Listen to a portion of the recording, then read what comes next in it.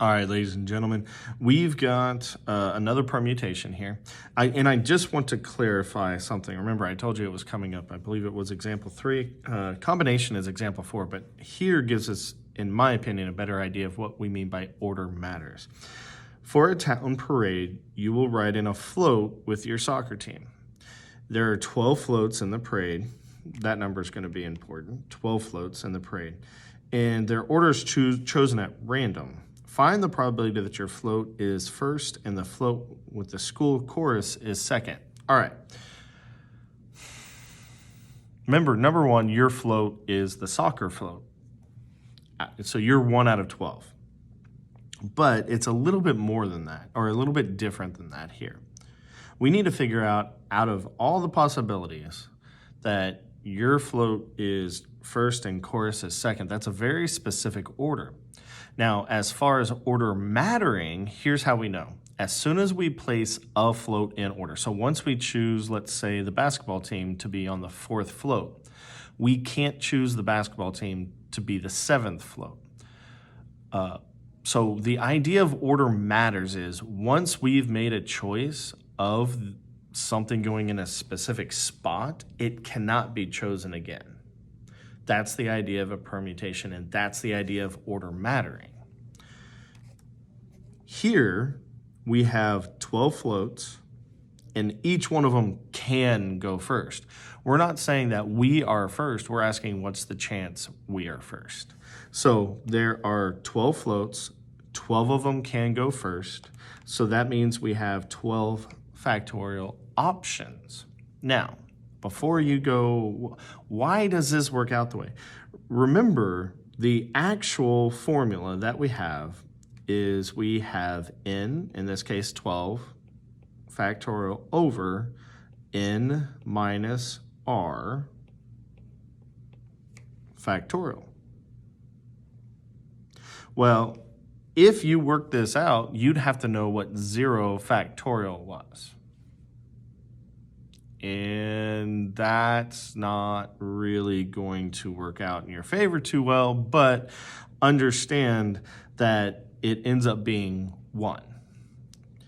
See, there's a little bit of math you haven't been shown yet because it's the next level. There's some rules and things that you haven't been introduced yet that will come in Algebra 2 that'll be able to show you that 0 factorial is actually 1.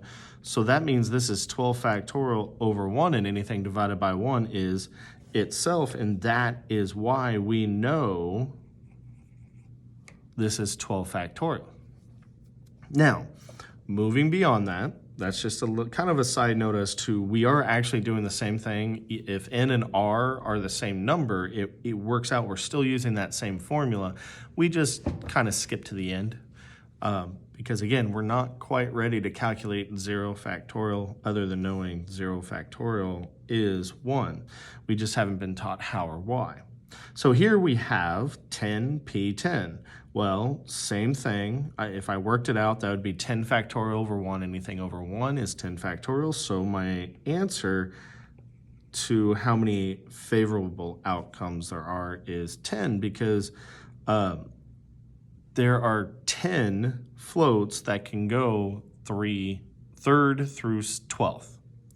So we take the total number of favorable outcomes. They're favorable because we want to be first and second, so there's 10 more floats left. If we were picked out, if we were out of it, there's 10 floats that would be 3rd through 12th if we were first and chorus was second. So that's why it's 10 instead of 12. We have 10 favorable outcomes. So that means we have 10 factorial over 12 factorial. Well, 10 factorial we're going to leave alone, but remember, we want to simplify the one that's larger. In this case, 12 is larger, so I want to simplify it, by saying 12 times 11 times 10 factorial until I can write a factorial that matches the numerator in this case. Then I can remember that these cancel. And really, they're don't cancel. The idea of canceling is they go away completely.